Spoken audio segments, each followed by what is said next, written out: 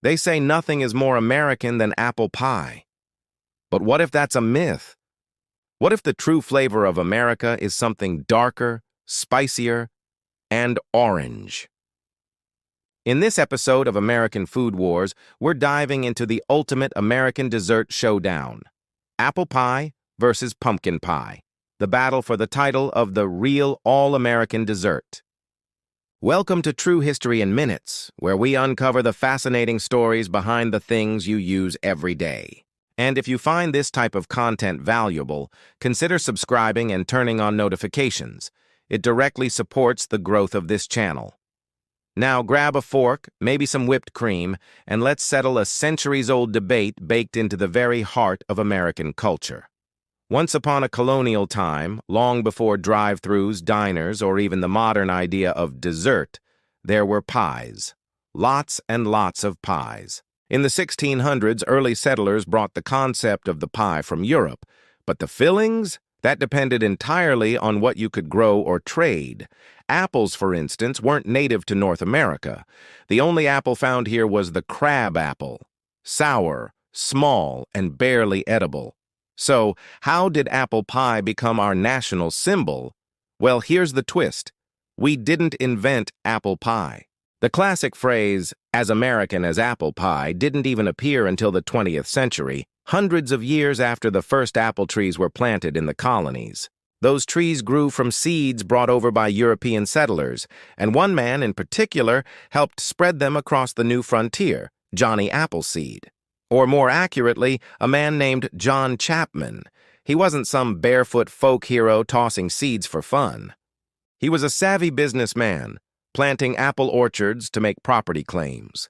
And the apples he grew? They weren't primarily for eating, they were for drinking. Hard cider was the real goal. The sweet, innocent apple pie was just a story we told ourselves later. But pumpkin pie? That's a different tale altogether. One that might actually belong to America. When European settlers arrived, they were introduced to the pumpkin by indigenous peoples, who had already been roasting, mashing, and baking this versatile gourd for thousands of years.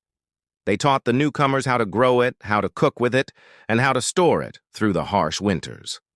The earliest pumpkin pies weren't even pies in the way we think of them. They were hollowed-out pumpkins, filled with milk, honey, and spices, and then roasted directly in the ashes of a fire. That's right. The first American pumpkin pies were made without a crust, just pure autumnal magic cooked inside the pumpkin itself. By the time of the Revolutionary War, both apples and pumpkins were firmly rooted in colonial kitchens. But which one became more symbolic? Apple pie started to gain traction because apples came to represent abundance, domestic comfort, and the new agricultural wealth of America. As the country expanded westward, apple orchards followed. Pies made from them were portable, practical, and sweet, the perfect treat for pioneers on the move. By the 1800s, apple pie was so common that it appeared in nearly every household cookbook, a staple of American life. Pumpkin pie, though, stayed deeply tied to one specific moment: Thanksgiving. Now, at the first Thanksgiving in 1621, there were definitely pumpkins, but no pumpkin pie as we know it. That dessert came much later, revolutionized in the 19th century by the invention of canned pumpkin and condensed milk. It became the ultimate symbol of gratitude, the harvest, and the warmth of home. So, while apple pie became patriotic, pumpkin pie became nostalgic. One represented the nation's future, the other, its past. Then came World War II.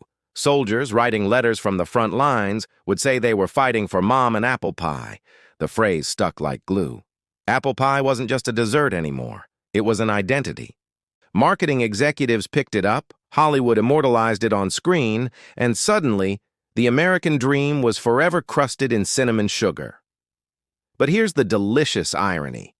While apple pie became our national dessert, most of its components, the recipes, the baking techniques, even the spices, came from British, French, and Middle Eastern traditions. Pumpkin pie, meanwhile, came straight from the soil of the Americas and the culinary wisdom of its indigenous peoples. So, Which pie is truly more American? The one that was brilliantly marketed to symbolize us, or the one that actually originated here? Let's look at their cultural footprints today. Apple pie is the dessert of Main Street diners, 4th of July picnics, and summer baseball games. It's wholesome, familiar, and comfortingly predictable. Pumpkin pie, on the other hand, is seasonal, a short, powerful burst of tradition that marks the end of the year.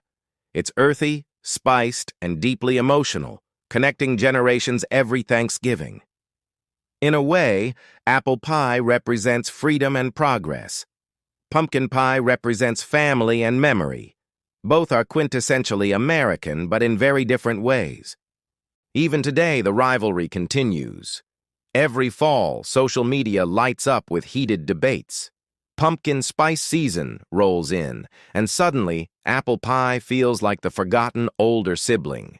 Yet, year-round, apple pie remains a bakery staple, a constant presence in diners from coast to coast. And there's even data behind it.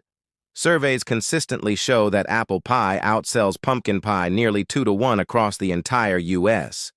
But if you ask people what they crave most in November, pumpkin dominates the conversation. It's like a dessert Cold War that reignites every single autumn. So who wins? Is apple pie truly the heart of America, or is it just the country's best marketing campaign?